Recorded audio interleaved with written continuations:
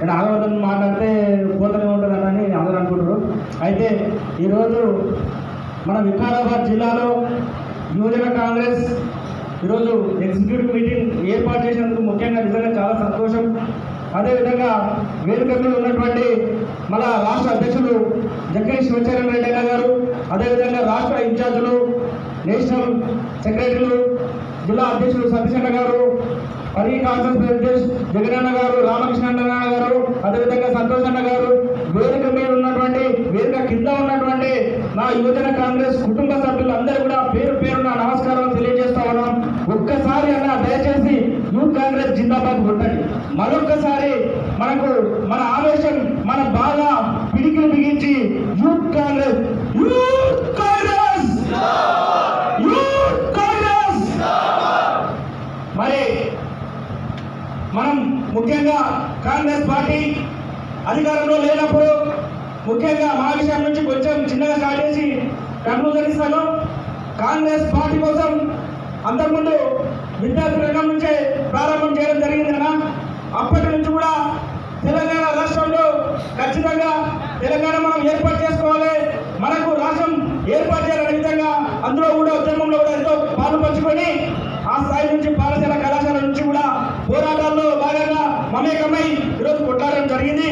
అదేవిధంగా పరిగి నియోజకవర్గంలో మమ్మల్ని గుర్తించి మా ప్రియతమ నేత రామ్మోహన్ రెడ్డి సార్ గారు, అదేవిధంగా సతీష్ అన్న లాంటి వారు మమ్మల్ని గుర్తించి, తమ్ముడు మీకు మేమున్నాం, కాంగ్రెస్ పార్టీలో క్రియాశీలకంగా పనిచేస్తే నీకు ఇంకా భవిష్యత్తు ఉంటుంది, రాజకీయం ఉంటుంది, ఈ సముద్రంలో కొట్లాడాలి ఏముంటాయని చెప్పేసి ప్రోత్సహించడం జరిగింది.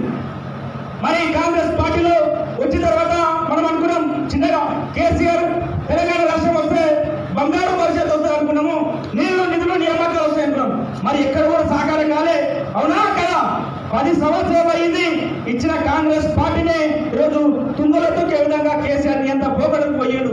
మరొకసారి 10 ఏళ్ళు మనం అనుభవించడం, మళ్ళీ మన కాంగ్రెస్ పార్టీ అధికారంలో రావాలంటే యువజన కాంగ్రెస్ ఎజెండాని ముందు మనం జెండా పట్టుకొని ఈరోజు టీఆర్ఎస్ ప్రభుత్వం పైన పోరాడాలని చెప్పేసి ఈరోజు మమేకమై ఈరోజు గల్లీ గ్రామం నుంచి జిల్లా స్థాయి వరకు, రాష్ట్ర స్థాయి వరకు ఎవరి సాశక్తుల మేరకు శివసేన రెడ్డి అన్న గారు ఉండే ప్రతి ఒక్క విషయంలో ఒక విద్యార్థులకు జరుగుతున్నటువంటి సమస్యల మీద కానీ, ఈరోజు రైతులకు జరుగుతున్నటువంటి సమస్యల మీద కానీ అనేకంగా ఒక్కటే ఎజెండా, మాకు కాంగ్రెస్ పార్టీని అధికారంలో తీసుకురావాలి, రేవంత్ అన్న సీఎం కావాలి, మన కాన్ఫరెన్స్ లో ప్రతి ఒక్కరు ఎమ్మెల్యే క్యాండిడేట్లు ఎమ్మెల్యేగా గెలవాలి.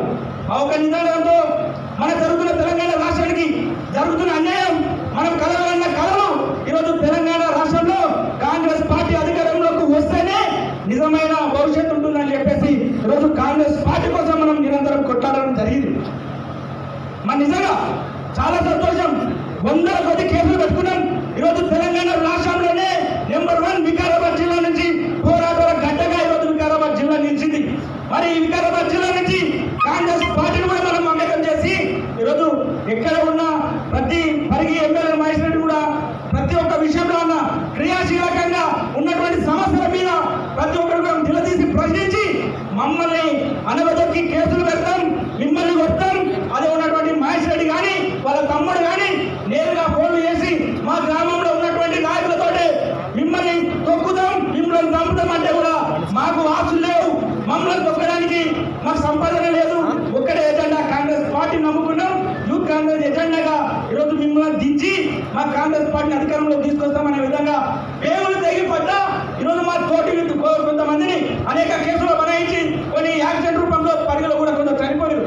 ఆ విషయం మేము ఎక్కడ కూడా చెప్పలే, అనువునా మాకు ఇంటెలిజెన్స్ వాళ్ళు చెప్పారు, ఫ్రెండ్లీగా ఉండి నీకు ప్రమాదం ఉంది జాగ్రత్తగా ఉండండి అంటే ఎప్పటికప్పుడు మా నాయకుడు ఎమ్మెల్యే రామ్మోహన్ సార్ గారు సార్ ఇట్లా ఉదంగా పరిస్థితి ఉంది అంటే కూడా వాళ్ళు ఎప్పటికప్పుడు మనం జాగ్రత్త వహిస్తూ మరి అనేక రకాల ఇటున్నటువంటి ఎమ్మెల్యేలు ఏం చేస్తున్నారు, పరిపాలన ఏ విధంగా నుంచి చిన్న నుంచి పెద్ద దాకా ప్రతి ఒక్కరు కూడా మన సమాచార హక్కు చట్టం ద్వారా కూడా ఏం చేస్తున్నారంటే టోటల్ 0 ఉన్నటువంటి ఎమ్మెల్యేలు వాటిని కూడా కాన్సెప్ట్ లో ప్రతి గ్రామానికి చేరే విధంగా ఈరోజు ఒక ప్రోగ్రాంలో కానీ ధర్నాలో కానీ అనేక రకాలుగా ఈరోజు పోరాటాలు చేయడం జరిగింది.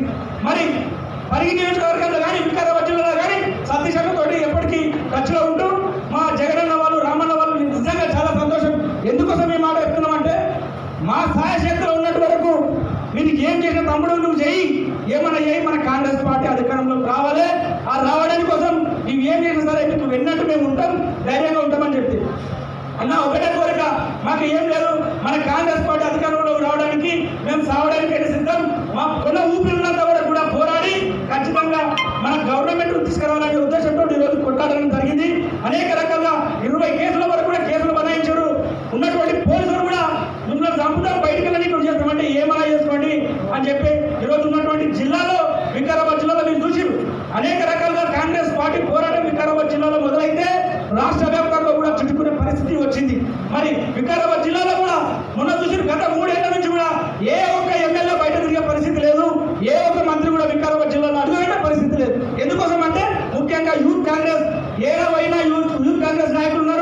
వాళ్ళు రావాలంటే ఫస్ట్ వీళ్ళని లోపల వేయాలి.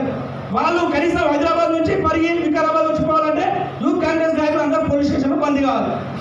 మరి అలాంటి బందీలు ఎన్ని చేసినా కానీ కూడా ఈరోజు కాంగ్రెస్ పార్టీ వస్తే ఏ విధంగా భవిష్యత్తు ఉంటుంది, ఏ విధంగా బ్రతుకుదేరు ఉంటుందని చెప్పి ఈరోజు గల్లీ నుంచి రాష్ట్ర స్థాయి వరకు కూడా అందరం మమేకమై ఈరోజు గడప గడప తిరిగి అధికారంలోకి రావడానికి ప్రతి కుటుంబంలో జరుగుతున్నటువంటి అన్యాయాన్ని వారికి వివరించి గడప గడపన ప్రతి ఒక్కరు కూడా కాలు మొక్కి ఈరోజు అధికారంలోకి తీసుకురావడానికి క్రియాశీలకంగా యూత్ కాంగ్రెస్ ఈరోజు పనిచేసింది.